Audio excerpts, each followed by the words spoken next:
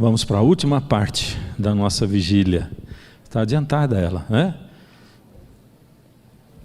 Como está marcado para terminar às 10, eu creio que eu posso pregar umas 3 horas, mas não, 2h30 só. Quero convidar vocês para a gente abrir a Bíblia em Lucas, ou melhor, em Mateus, capítulo 24.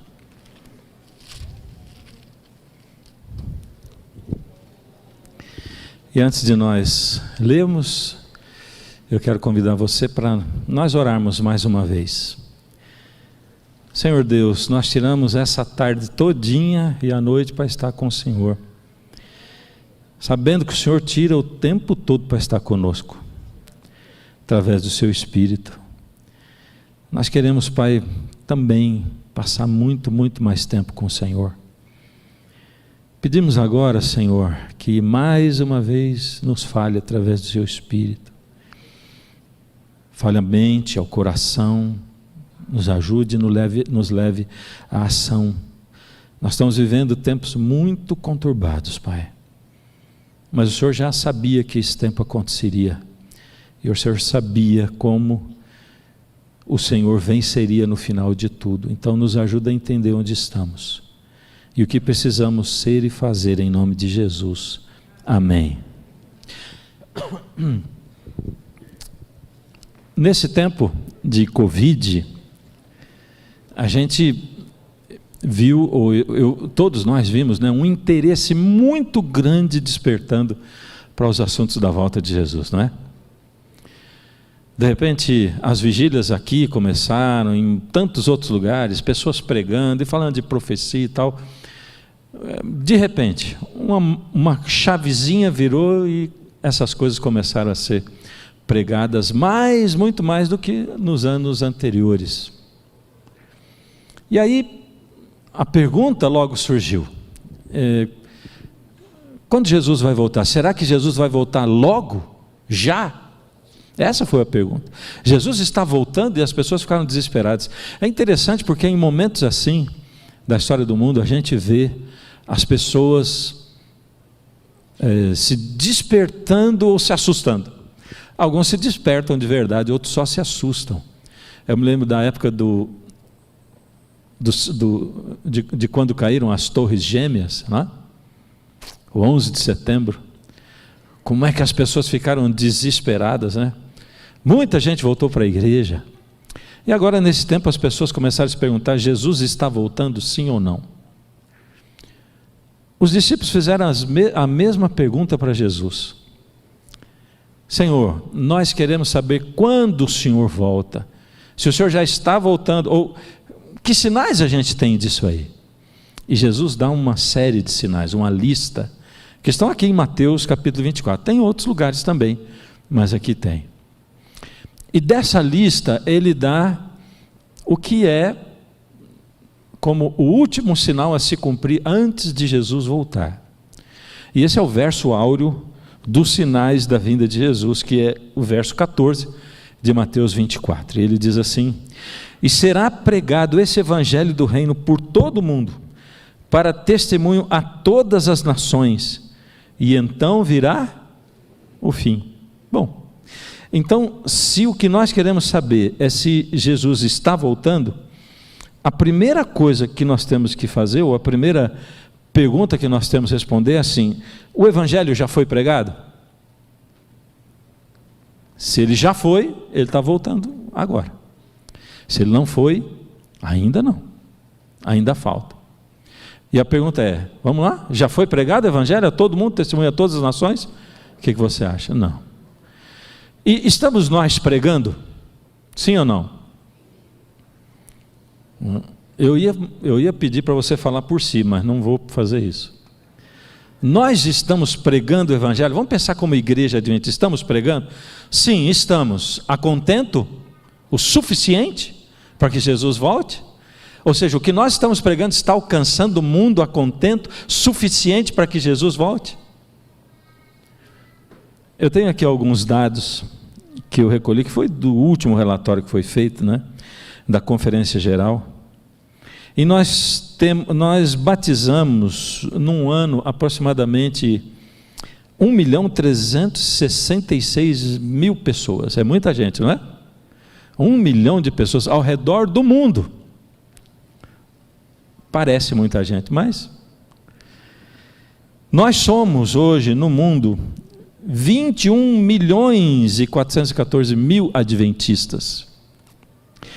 Mas tem um site que eu gosto muito e nele eu entro de vez em quando. Ele se chama Worldometer. Quem conhece esse site aqui? Já viu? Worldometer, de mundo, sabe? Mundômetro.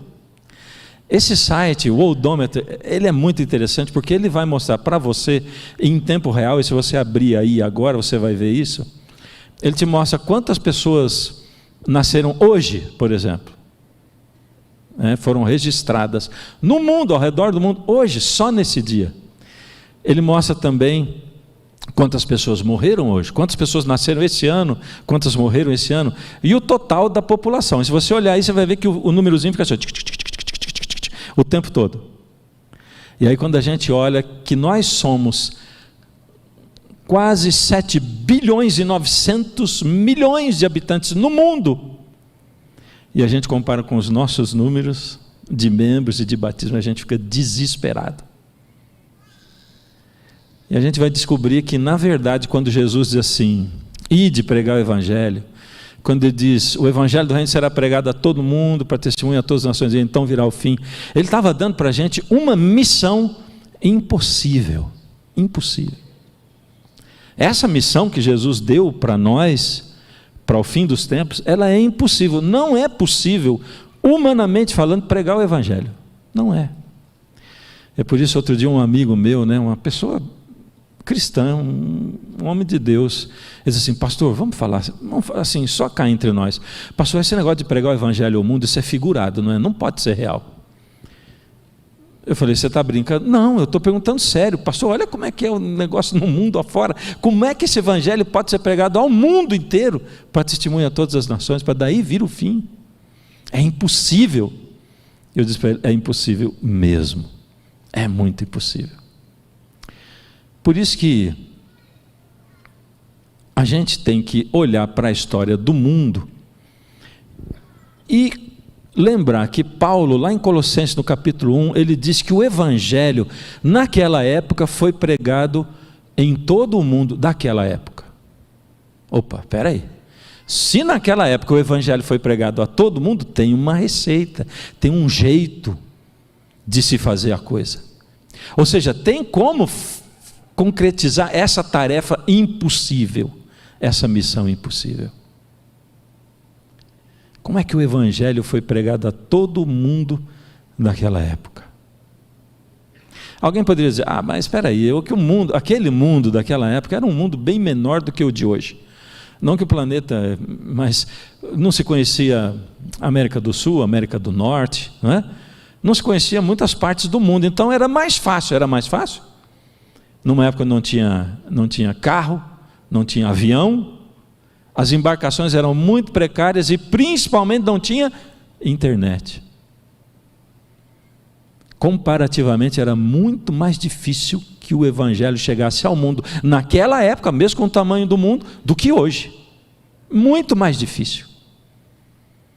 Entretanto, a gente tem países e países onde as pessoas não conhecem o Evangelho, não conhecem Jesus, não sabem quem Ele foi, não conhecem o plano da redenção, não conhecem nada, não conhecem a graça, não conseguem viver debaixo da graça porque não a conhecem.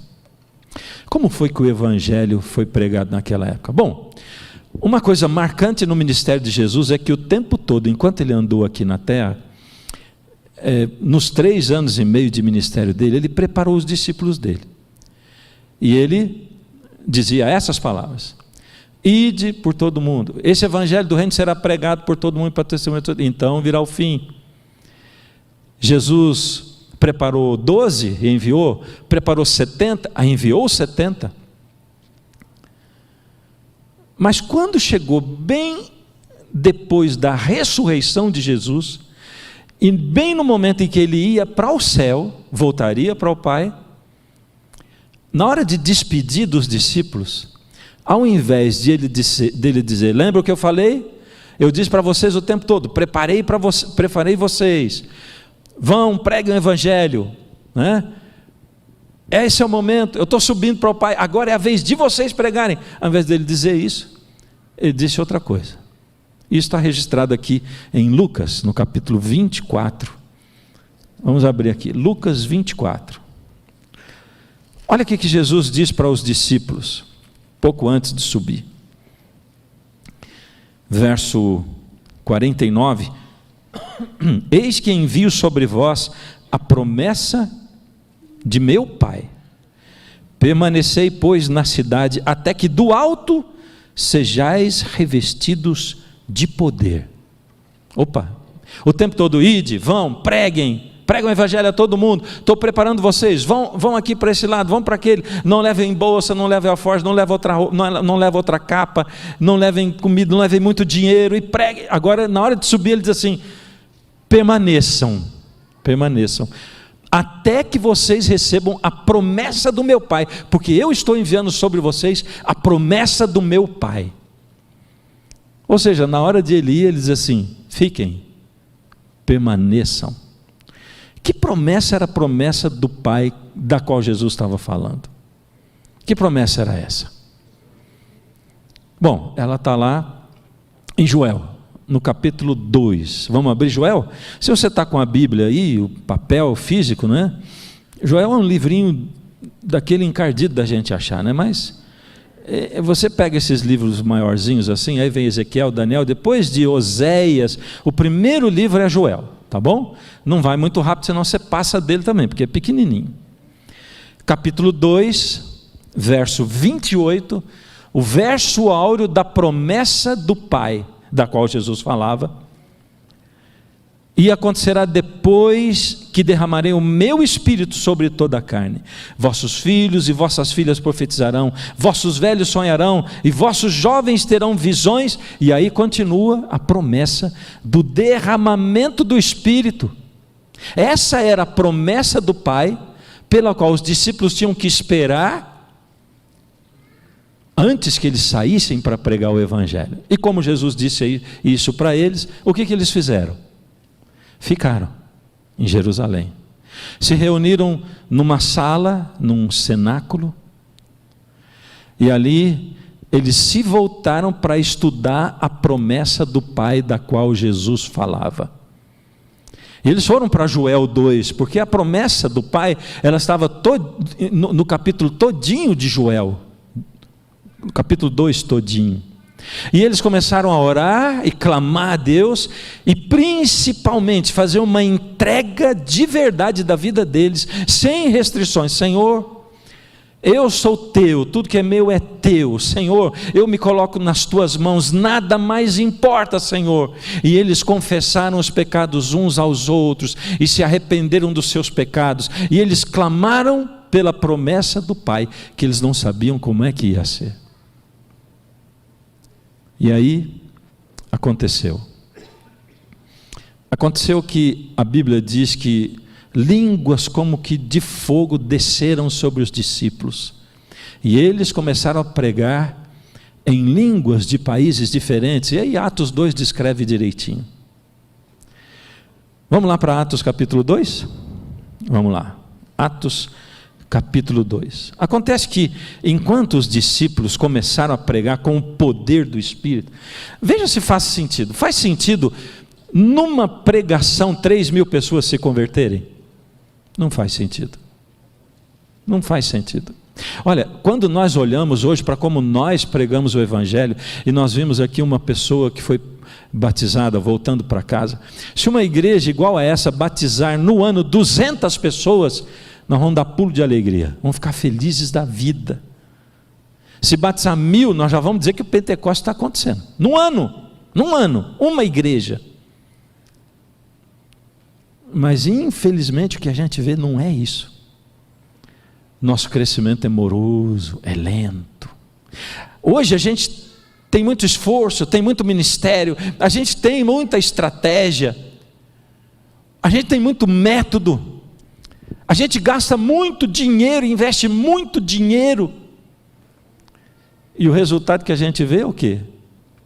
Olha, se nós fôssemos trabalhadores da terra, daquele lugar ali de Israel, ele diz assim: a gente trabalha muito, com muito esforço, investe muito dinheiro, mas o nosso lagar, que é onde se pisa a uva e o azeite, está sempre vazio, e as nossas eiras também. Pouco trigo, pouco azeite, pouco vinho. E o mais incrível é que enquanto entram os que se convertem, sai um tanto de gente pela porta do fundo da igreja. Que situação é essa?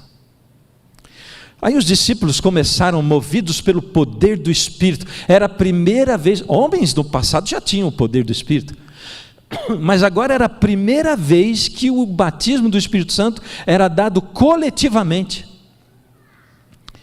E aqueles homens pregando sob a influência do poder direto do Espírito de Deus, começaram a pregar em línguas de nações diferentes. E agora você imagina, não é?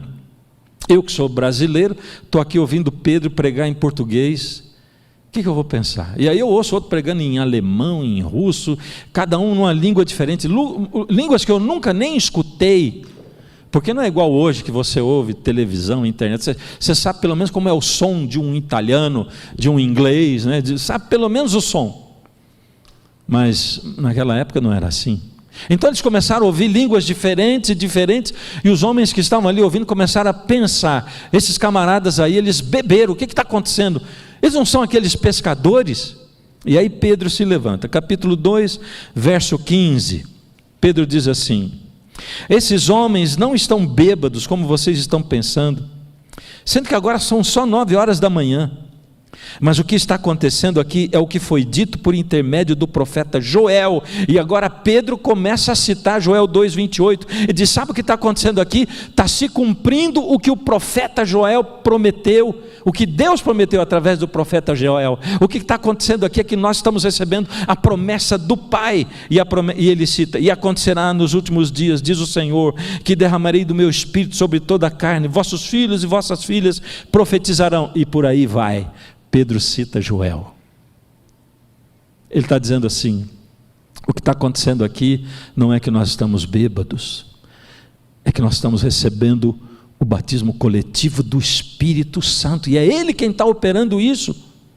E naquele dia foram batizadas quantas pessoas? Eles se converteram nesse sermão? 3.000. E agora, sob o efeito do Espírito Santo, a palavra de Deus diz que dali a pouco 5.000 num outro evento, e dali a pouco diz assim: e os que iam chegando, e se multiplicava o número dos que iam chegando. Não era uma soma, não é batizar 1 mais 2 mais 10, né? São 100. Aquilo era multiplicado o tanto de pessoas que eram batizadas naquela época. Era muita gente que atendia o chamado, o apelo.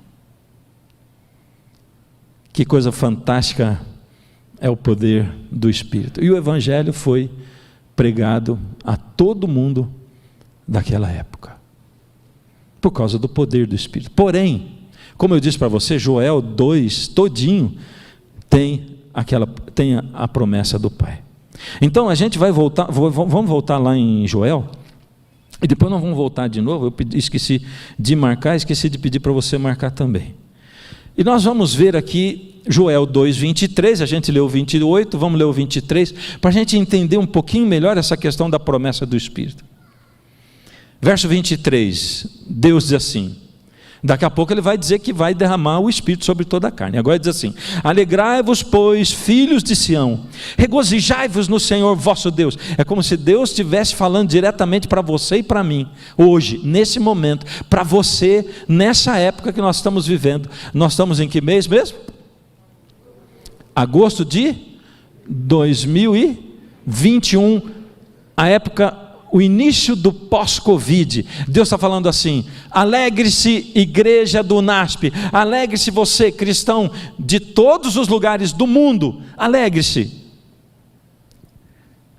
regozijai-vos no Senhor vosso Deus, porque Ele vos dará em justa medida a chuva. E ele está chamando o derramamento do Espírito de chuva. E ele diz assim: fará descer sobre vós, como outrora, a chuva temporã e a serôdia. E aí ele diz: as eiras se encherão de trigo, e os lagares transbordarão de vinho e de óleo.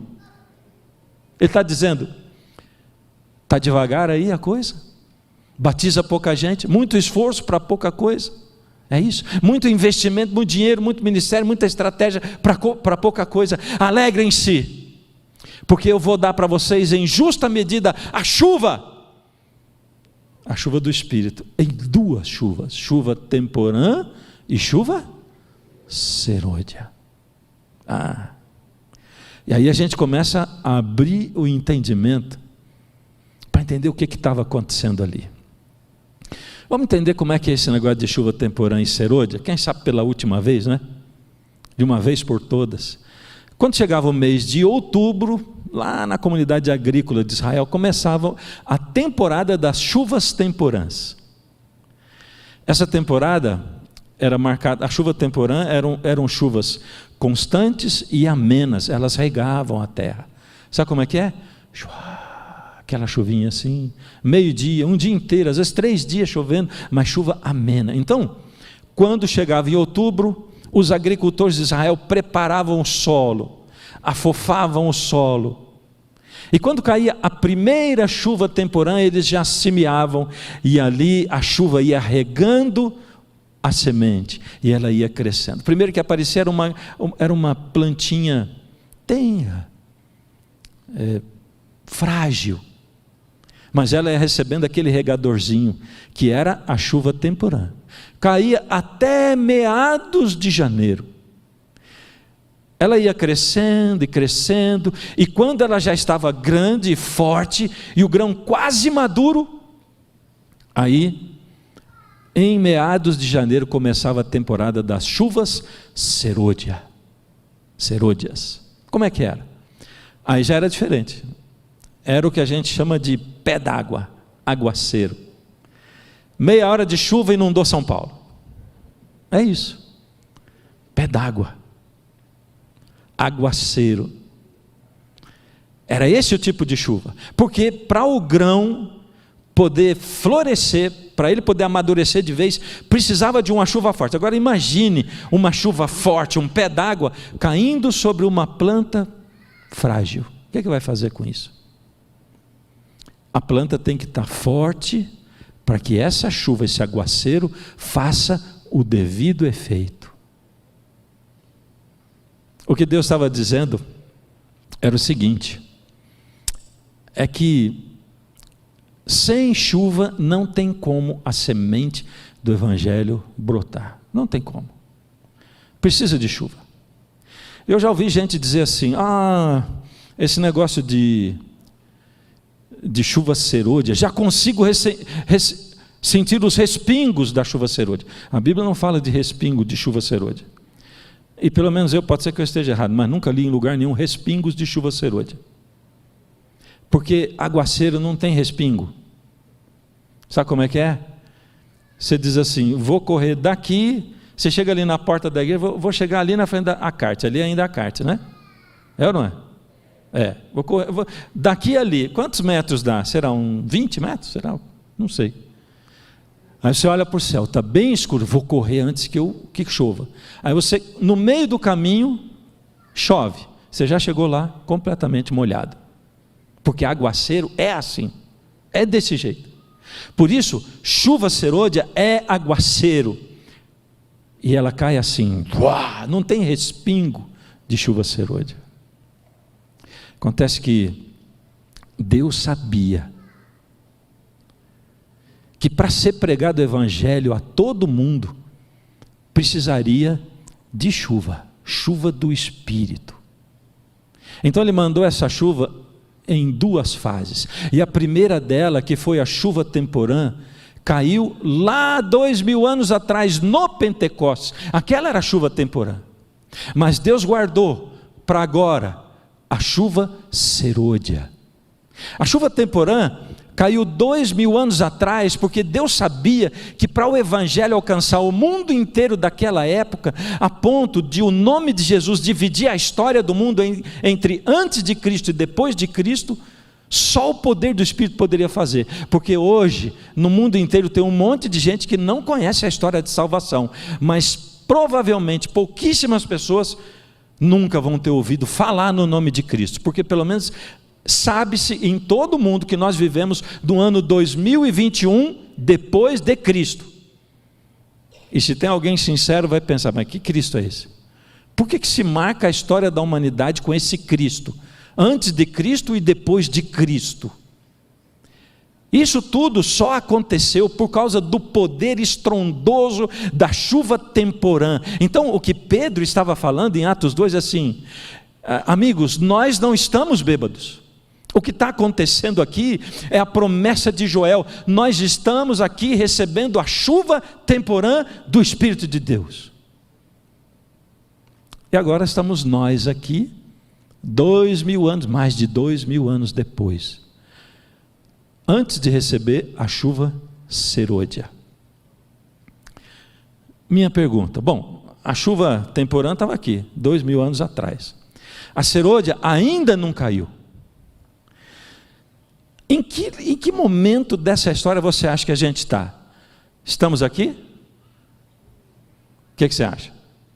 Mais para lá? Sim? Acertou? Mais? Daqui a pouco vocês vão fazer passar, né? Eu acredito igual vocês.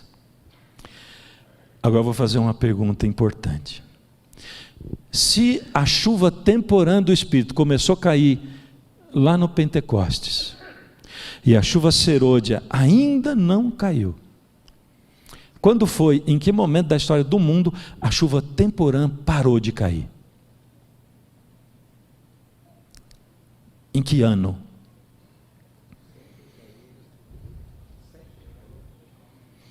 Exatamente. Ela não parou de cair. Espera aí. Aquela chuva do Espírito do Pentecostes nunca parou de cair? Não. Sabe por quê? Porque a chuva temporã, ela só parava de cair, ela era substituída pela chuva serôdia. Por isso, aquela chuva que começou lá 2000 anos atrás, ela não parou de cair. Mas espera aí, então, onde é que estão aqueles... Onde está toda aquela demonstração? Onde está o dom de línguas, o dom de cura? Onde está o dom de profecia? Onde é que estão esses dons? Bom, em primeiro lugar eu quero resolver com você um assunto, né? A gente é muito ficcionado, se não tem isso, não tem o Espírito. Não. Se você ler primeiro aos Coríntios, você vai ver que Paulo lida com a igreja de Corinto, que era uma igreja assim, uma igreja que dizia que tinha os dons, onde todo mundo queria o dom de língua, mas tinha uma língua estranha lá dentro, onde todo mundo queria o dom de profecia, porque queria profetizar. Eu profetizo sobre você, eu profetizo. Todo mundo queria o dom de cura, e Paulo diz assim: gente, primeiro vamos organizar essa coisa, porque está tudo desorganizado. Outra coisa, gente, por favor, entendam uma coisa. Ele diz lá em 1 Coríntios 12, o finalzinho, ele diz assim: o Espírito Santo distribui os dons segundo lhe apraz, ou seja, o Espírito distribui segundo a vontade dele, e ele dá esse dom para essa época porque ele acha necessário, mas ele não dá esse dom nessa época porque ele não acha necessário, e daqui a pouco ele vai dar esse dom e outros talvez que nós nem conhecemos, mas é ele quem escolhe o dom que ele vai dar. E aí Paulo diz: mas eu vou fazer um apelo para vocês, busquem os melhores dons. E aí ele entra no capítulo 13, onde ele diz assim: e eu vou apresentar para vocês o maior de todos os dons. E qual é esse maior de todos os dons? O amor. O amor. Queridos, quem tem a plenitude do Espírito ama. É amor, transborda amor, compaixão, misericórdia. E amor é mesmo, sabe, quando eu olho para Gálatas 5, onde Paulo ele descreve as obras da fé e o fruto do Espírito, ele diz assim, porque o fruto do Espírito é amor. E na minha concepção, 2 pontos, e tudo que vem depois são os gomos dessa grande laranja chamada fruto do Espírito. Aí descreve o que é amor, compõe esse grande fruto que é o amor, a manifestação plena do Espírito. Como é que você sabe que o seu irmão tem o Espírito? E desculpe se você respondeu, você não sabe, porque não é da tua conta. Entendeu? Não é da nossa conta. Por que você quer saber do teu irmão? Como é que você sabe que você tem o Espírito? É se o amor de Deus começa a brotar em você, sabe? Aí sim. Para a gente entender um pouquinho melhor essa coisa do Espírito, a gente tem que entender a conversa de Jesus com Nicodemos. Lembra? Nicodemos ele não era um pastor, ele era o pastor, o doutor, pós-doutorado, PhD e etc. Ele era reconhecidíssimo. E Nicodemos, ele tinha uma coisa que pouca gente temos, que eu estou me incluindo nesse pouca gente, que era a sensibilidade de entender a profecia e comparar com o que estava acontecendo, e entender. Fica imaginando o seguinte, todos aqueles rabinos e mestres e doutores da lei e fariseus e escribas, todos eles conheciam as profecias messiânicas e eles tinham gráficos igualzinho a gente tem. Mas pensa o seguinte, nenhum deles conseguiu ver que Jesus era o Messias. Pouquíssimos. Nicodemos foi um desses pouquíssimos. E isso também é um aviso para você e para mim, sabe? Quando a gente bate no peito assim, nós conhecemos a profecia, nós estudamos a profecia, olha aqui o gráfico, isso e aquilo. Pergunte a si mesmo, será que tem alguma coisa que eu estou perdendo? Estou tão seguro daquilo que eu sei, e estou deixando passar o mais importante.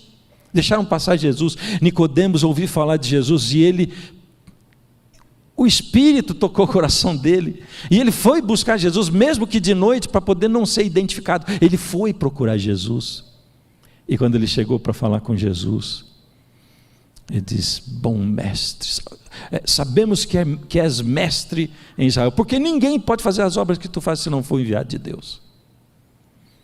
Aí Jesus já acaba com toda aquela introdução. Ele estava querendo dizer, na verdade, traduzindo o que Nicodemos dizia, ele estava dizendo assim, Senhor, eu mesmo sendo doutor Nicodemos, mesmo sendo quem eu sou, tendo estudado quanto eu estudei, mesmo eu sabendo que se eu for visto com o Senhor, não vai ser bom para mim, eu estou aqui, Senhor, me humilhando e reconhecendo que o Senhor é mestre em Israel.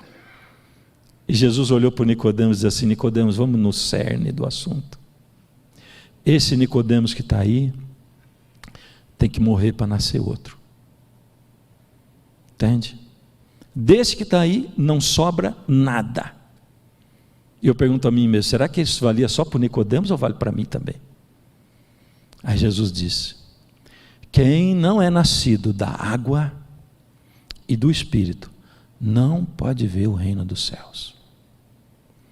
Nicodemos, ele foi jocoso com Jesus, não é? Ele foi ardido com Jesus. Ficou chateadão, né? Humilhado. Não é possível, eu venho falar com esse camarada, me humilho, ele faz isso comigo. Está pensando que ele é o quê? Pois é, mas como é que eu vou fazer isso aí? Já sou velho, vou entrar na barriga da minha mãe, nascer de novo. Nicodemos, disse Jesus, você não está entendendo. Você está falando de um assunto e eu estou falando de outro. Você está falando de nascer da carne, eu estou falando de nascer da água e do Espírito. Nascer da carne é isso que você falou, é nascer da mãe. Todos nós aqui somos nascidos da carne. Quando a gente nasceu da mãe, nasceu da carne. Todos nós. Porém, quem nasce da carne vai passar a vida inteira, a sua existência toda, praticando as obras da carne. E a lista lá de Gálatas 5 não é nada boa. Pior de tudo é quando a gente lê, a gente começa a reconhecer várias delas em nós mesmos assim. Mas eu estou falando de nascer da água e do Espírito, Nicodemos. Nascer da água e do Espírito é diferente. Aí você escolhe morrer na sepultura que é a água e nascer de novo. Quando alguém nasce nesse mundo, um bebezinho, qual a primeira coisa que a gente espera que aconteça com o bebê? Que ele chore. Por quê? É porque é sinal que ele está respirando por conta própria. Ele é capaz de respirar. Ele tem um fôlego de vida, o nefesh, o espírito bíblico. E quando alguém nasce da água, o que a gente espera que essa pessoa faça? Que ela nasça do Espírito. Que seja soprado nela o Espírito. Por isso, quem se batiza na água, nasce da água, e quando o pastor impõe a mão sobre ele, eu te batizo em nome do Pai, do Filho e do Espírito Santo. Em geral, em regra, ele é batizado na água e no Espírito. Você foi batizado na água e no Espírito? Foi ou não foi? Mesmo assim dá uma duvidazinha, né? Ah não, mas ele falou que quando eu fui batizado na água, então acho que eu sou. É importante ser batizado na água? Muito. E no Espírito? É, muito importante. E não é estranho que a gente nem saiba direito esse assunto, né? Quando alguém batiza na água, nasce de novo. É por isso que Ezequiel fala, eu amo aquela profecia, né, dos ossos, o vale dos ossos secos, porque tem uma sequência de milagres. Primeiro os ossos estão secos, aí Deus manda profetizar sobre os ossos, ele profetiza, e aí o que acontece? Os ossos se juntam e se transformam em esqueletos. Não era esqueleto antes. Isso já é um milagre.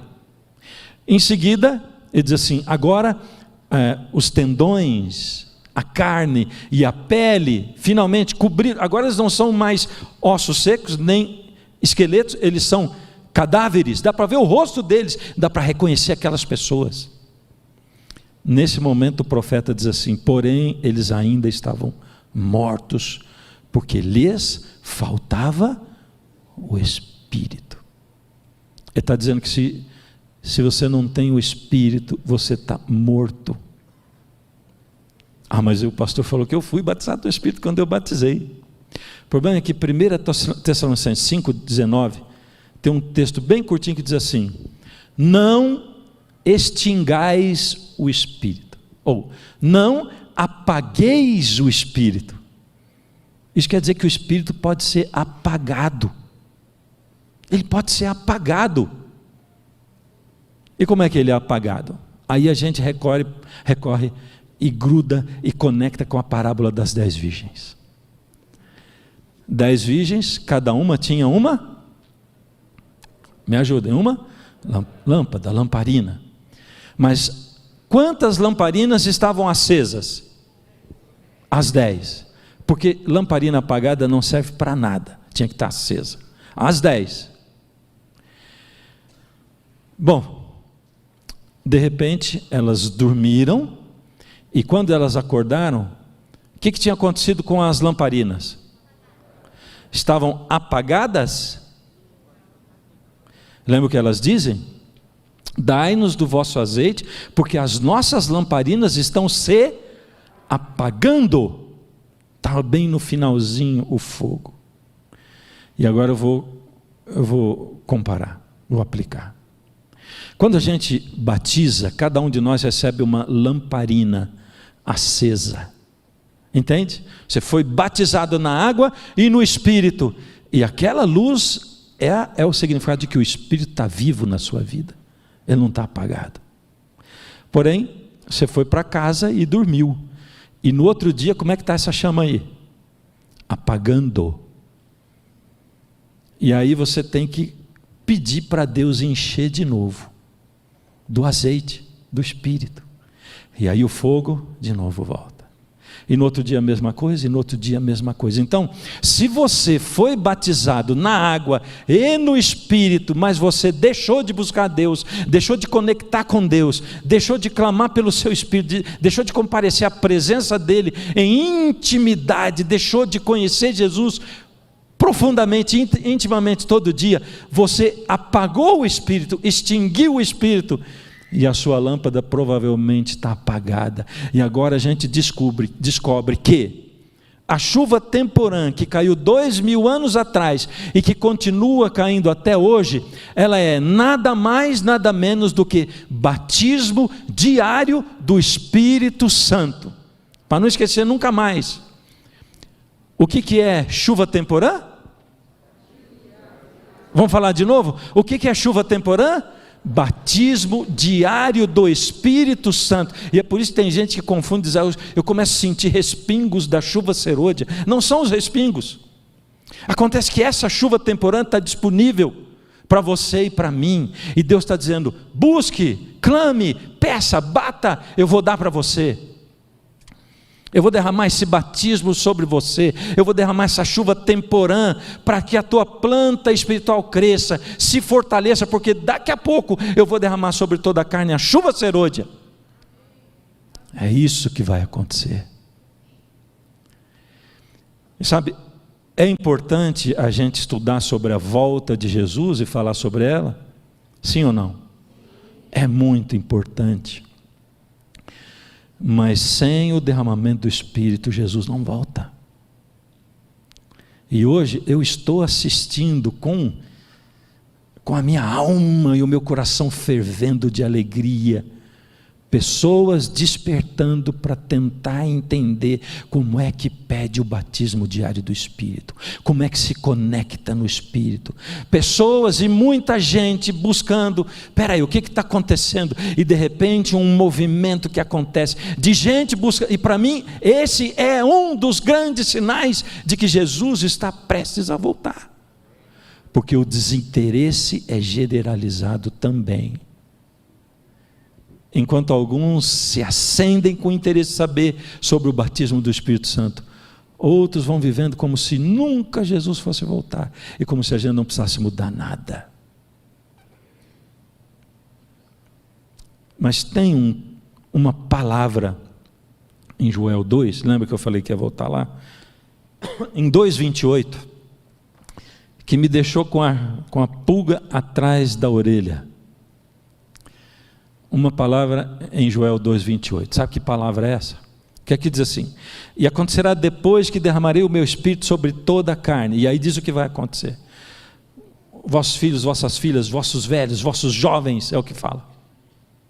Sabe que palavra é essa? É a palavra depois.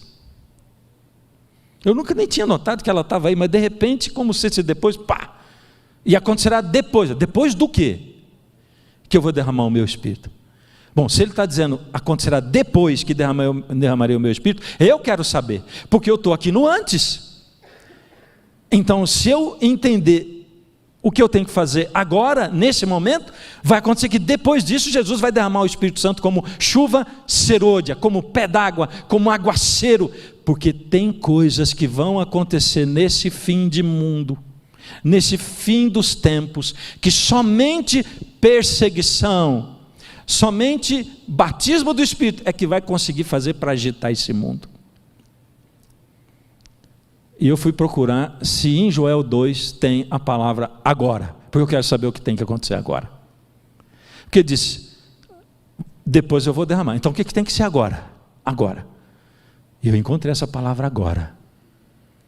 Ela está em Joel capítulo 2 mesmo. O verso é o verso 12. E aqui diz assim, ainda assim, agora mesmo, diz o Senhor, convertei-vos a mim de todo o vosso coração, e isso com jejuns, com choro e com pranto. Rasgai o vosso coração e não as vossas vestes. Ele está dizendo assim: agora é o momento de vocês se converterem a mim, não uma conversão comum, não uma entrega qualquer, não atender um apelo qualquer. É o momento de se converter como? Com jejum, com choro e com pranto. É hora de você rasgar o seu coração e não a sua roupa. É hora de você deixar de parecer cristão e você começar a ser cristão de verdade, autêntico, genuíno. É hora de o amor de Deus florescer da sua vida para a vida das outras pessoas. Ele diz assim: rasgai o vosso coração e não as vossas vestes, e convertei-vos ao Senhor vosso Deus, porque Ele é misericordioso e compassivo e tardio em irar-se, grande em benignidade, e se arrepende do mal. Pensa numa oportunidade boa para Deus dizer assim: e convertei-vos a mim, porque senão eu vou fazer descer fogo do céu em você, ao invés de chuva. Mas Ele diz: eu vou te dar um motivo para você se converter a mim. É porque eu sou bom, é porque o meu coração, ele morre de amores por você. Eu sou compassivo, eu perdoo fácil e me arrependo do mal. Por isso, o meu amor está aqui para transbordar sobre você e para constranger você de tal maneira que você vai dizer: como que eu posso não aceitar esse amor tão grande? E quando o meu amor jorrar sobre você, ele vai jorrar de você para os outros também. Aí ele diz assim, verso 15: tocai a trombeta em Sião, é urgente, anuncia. Promulgai um santo jejum, proclamai uma assembleia solene, reúna o povo. É isso aqui que o pastor Gilson está fazendo. E aí ele diz assim, verso 16: congregai o povo, santificai a congregação, ajuntai os anciãos, reuni os filhinhos, os que mamam, sai o noivo da sua recâmara, a noiva do seu aposento. Está dizendo: chama todo mundo de todas as idades, chama as crianças que mamam, chama os jovens, chama os velhos. Se alguém jovem casou, interrompe a lua de mel e vem, porque o momento é urgente, o que vai acontecer é fantástico. Por que ele está chamando gente de toda a idade? É porque daqui a pouco ele vai prometer que ele vai derramar o Espírito sobre toda a carne, os vossos filhos, as vossas filhas, os vossos jovens, os vossos velhos e as vossas crianças. Então o que Deus diz assim? Agora, você entende por que aquele povo recebeu o batismo do Espírito? Porque eles vieram aqui para Joel, para a promessa do Espírito, e eles entenderam que eles tinham que rasgar o coração, eles entenderam que eles tinham que parar de parecer para ser de verdade, eles entenderam que eles dependiam completamente dessa promessa do Pai, eles entenderam que eles tinham que ser um, apesar de serem diferentes. Eles entenderam que não dava mais para eles existirem no mundo como cristãos sem o batismo do Espírito, porque senão eles seriam mortos, morto-vivo espiritualmente. E eu quero terminar, porque no verso 17 em diante diz como que nós pastores devemos estar nesse momento, e aqui diz assim: chorem os sacerdotes, ministros do Senhor, entre o pórtico, a porta da igreja, e o altar, o púlpito, e orem.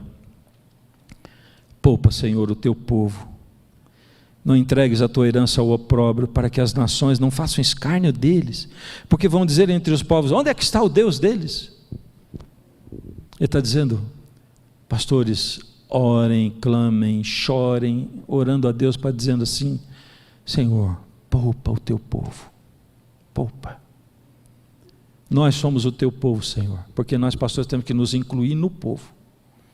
Poupa o teu povo, porque senão nós vamos ter passado a vida inteira cantando e pregando: breve virá, breve Jesus voltará. E Jesus vai voltar e você vai ficar. Jesus vai voltar e eu vou ficar. Não vai ter valido a pena, queridos. chegar no último momento, não receber a promessa final. O poder do Espírito não é para os dons pirotécnicos que a gente pensa. O poder do Espírito, mais que tudo, é para a gente ser de fato, para a gente ser um cristão de verdade. Porque se eu não respiro espiritualmente, eu estou morto. O poder do Espírito é para a transformação da minha vida. E o poder do Espírito é para preparar a mim e ao mundo para a volta de Jesus. Isso quer dizer que a partir daí o mundo vai parar para olhar a sua vida e a minha. Mas esse Espírito ele está disponível hoje. Você entende? E se a gente começar a fazer hoje, buscar e atender a voz do Espírito, quando Ele nos manda amar as pessoas e nos envolvermos, é tempo, queridos, da gente parar de usar o nosso púlpito da igreja e os nossos púlpitos digitais para ficar discutindo conceito. É hora da gente ir para a rua, se envolver com as pessoas, amar o próximo, se compadecer deles. É hora de amarmos uns aos outros. É hora de perdoarmos, prestarmos menos atenção nas outras pessoas. E principalmente darmos liberdade para as pessoas. Porque, como humano, eu digo, infelizmente, amar também compreende em deixar ir. E como é difícil deixar ir alguém que não quer saber de Deus. Mas eu não posso obrigar outro a seguir a Deus se ele não quer. Deus deixou o ser humano livre. É isso que ele conta na parábola do filho pródigo. E ele diz, o Espírito vai ficar falando naquele coração. Ora por ele. Não obrigue, mas ore. E se ele atender a voz, ele vai voltar. Ele vai voltar.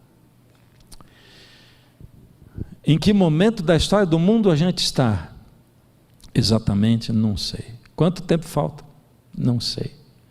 Teve um tempo lá atrás que eu achava que Jesus ia voltar em 5 anos. Nunca falei no púlpito, né? Mas eu achava.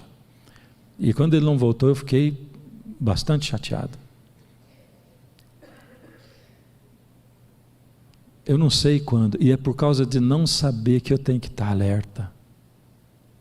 Mas o que eu vejo acontecer no mundo e na igreja, o tamanho da frieza e o tamanho da quentura me espantam. Me espantam. Vou mudar. O tamanho da mornidão e da quentura. Não é verdade? A gente precisa de tudo isso e não sabe como, porque nós somos fracos. É ou não é? A gente precisa se entregar, mas nem sabe como se entregar. A gente precisa do Espírito, mas não sabe nem se pede. Eu vou entregar tudo para Deus, como assim? Não consigo. Já tentei 1 milhão de vezes. Mas Deus é aquele que diz assim, começa de novo. Vou te ajudar. Já tentou um monte de vezes?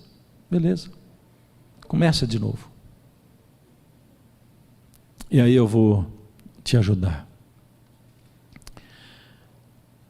Ele olha para a gente e diz assim, começa. E quando que é a hora de começar? Quando é a hora de recomeçar? Agora é a hora. Quando a gente deve recomeçar? Agora. E aonde? Onde a gente espera para recomeçar? Não espera.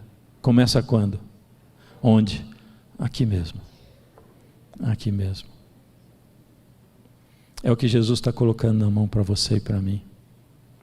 Lembra o que ele falou? Não é um arrependimento qualquer, é diferente. É um arrependimento de verdade, nascido da alma, do coração. É uma entrega de verdade. É uma transformação total. Está pronto para fazer essa entrega? Então eu vou confessar para você, eu também não estou.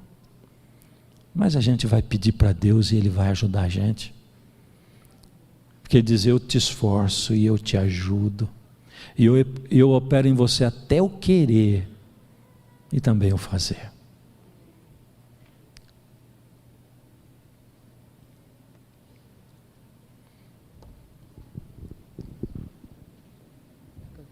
já está equalizado, tá?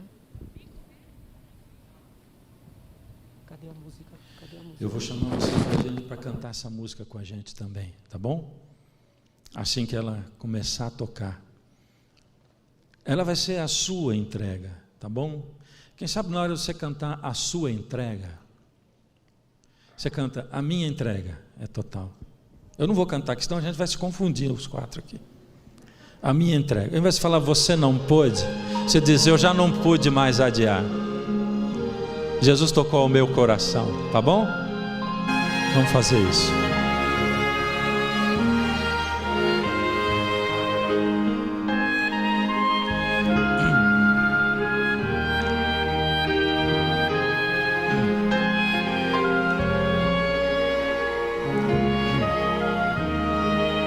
A minha entrega.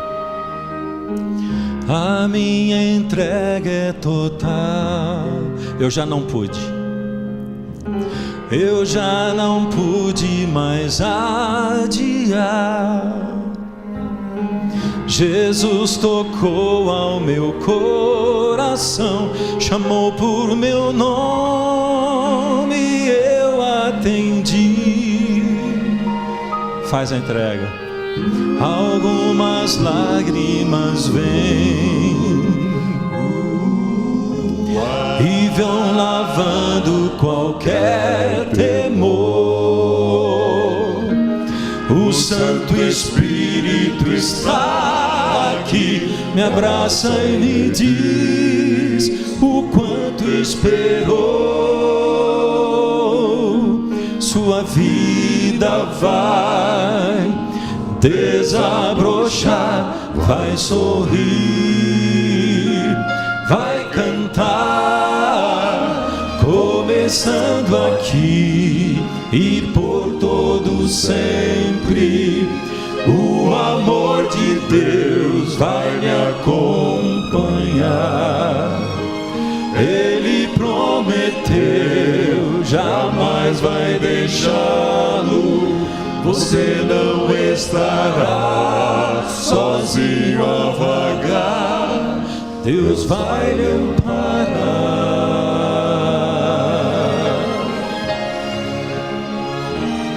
Não pense em amanhã, não. Pensa em hoje. Faz a entrega hoje. Amanhã a Deus pertence. Ele vai dar outra força amanhã. Ele vai dar o poder do Espírito amanhã de novo. A gente precisa da porção para cada dia, para cada momento, para cada hora da nossa vida. Então pensa assim: se o amanhã lhe trouxer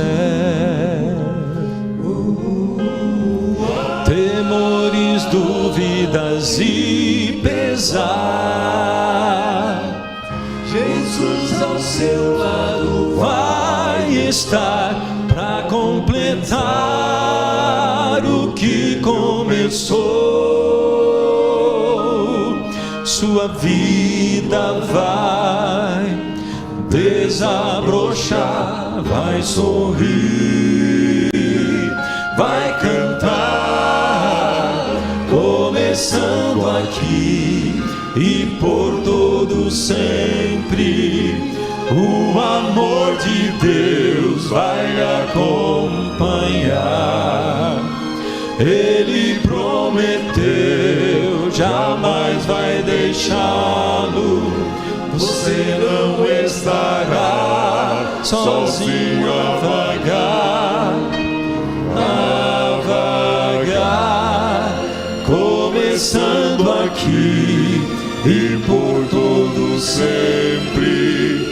O amor de Deus vai lhe acompanhar. Ele prometeu, jamais vai deixá-lo. Você não estará sozinho a vagar. Deus vai lhe amparar.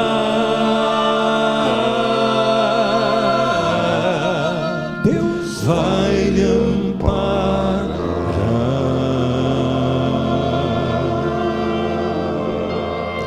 Queria chamar o Davi aqui. Vem aqui, Davi, por favor. Fica do jeito que você está. Amigo, quem é pastor uma vez não deixa de ser, entende? E depois, se Jesus estivesse hoje aqui e me perguntasse assim: por que você está aqui? Eu ia dizer: porque o Senhor me chamou. Chamou para quê? Pastoreia as minhas ovelhas, né? Sempre. Então, é isso, amigo. Eu gostaria que você orasse com a gente. Se quiser dizer alguma coisa para essa congregação. Boa noite, minha igreja. Meia hora. Pessoal, bem rapidinho. Quando o pastor Josué estava falando aqui há pouco, fazendo alguns exercícios e disse que estávamos enferrujados, eu estava pensando, quem está enferrujado sou eu mesmo, mas disso aqui, do púlpito.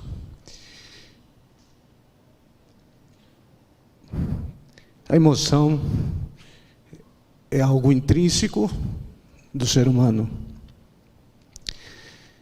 E 1992 foi o último sermão que eu tive o privilégio de falar de Jesus. Mas, por mais que você se afaste, e é interessante que a gente comece a entender tanta coisa, quando a Bíblia diz: quem está em pé, cuide para que não caia. Quando a gente acha que a gente está forte, nós estamos numa situação muito difícil. Por isso que em 2 Coríntios 12, Paulo diz que ele estava forte quando de fato ele estava fraco, quando ele estava dependente, quando ele estava com problemas, quando ele estava com dificuldades. E aí a graça de Jesus repousava sobre ele nas dificuldades e na fraqueza. E realmente, quantas coisas a gente passa na vida. E como eu disse que eu estou enferrujado, eu ministro cursos há muitos anos, não é de falar em público, é enferrujado de falar de Jesus. E hoje, pastor, obrigado. Eu prometo que eu vou falar. Hoje, eu senti que para a sua ferrugem, para a minha ferrugem, tem um óleo. Tem um azeite. Que ele citou aqui. O Espírito Santo. Ele tira qualquer ferrugem. Ele faz o nosso motor funcionar de novo. E a entender a vontade de Jesus. Quando a gente erra, a vontade é fugir, é se afastar. Lá no comecinho, com Adão e Eva, quando eles pecaram, eles se afastaram. E a parte mais linda é Deus indo atrás deles e dizendo: onde estás? Não que ele não soubesse. Ele sabe onde você está. Ele sabe onde eu estive todos esses anos. Por isso que o salmista disse: como é que eu vou me esconder da tua presença? É impossível. Então esse óleo é que vai nos capacitar para vivermos daqui para frente. Que Deus possa nos abençoar. Obrigado, quarteto. Obrigado, pastor. Obrigado, igreja, por me estarem me recebendo aqui hoje. E quando Deus disse: onde estás? Para mim é o centro do Evangelho. É o divino buscando o humano. Que Deus abençoe a todos nós, a minha família. Vamos orar. Grandioso Deus, nosso Senhor, é difícil, humanamente falando, agradecermos tudo que o Senhor tem feito em nossa vida. Mesmo que nós não percebamos, mesmo que nós não entendamos, a sua presença está sempre conosco. Obrigado pelo teu amor, obrigado pelo teu Santo Espírito, obrigado pela tua igreja, Obrigado pela certeza de que os seus ouvidos estão atentos às nossas súplicas e a sua mão está estendida o tempo todo para nos abençoar, nos ajudar. Leva-nos, Santo Deus, com a tua paz. Leva-nos, Santo Deus, com a certeza de que somos amados. E, Santo Deus, que alegria agora podermos também saber que há alegria no céu. E como é bom sentirmos que estamos fazendo Jesus feliz também. Nos entregamos em tuas mãos. Deus seja louvado, em nome de Jesus. Amém.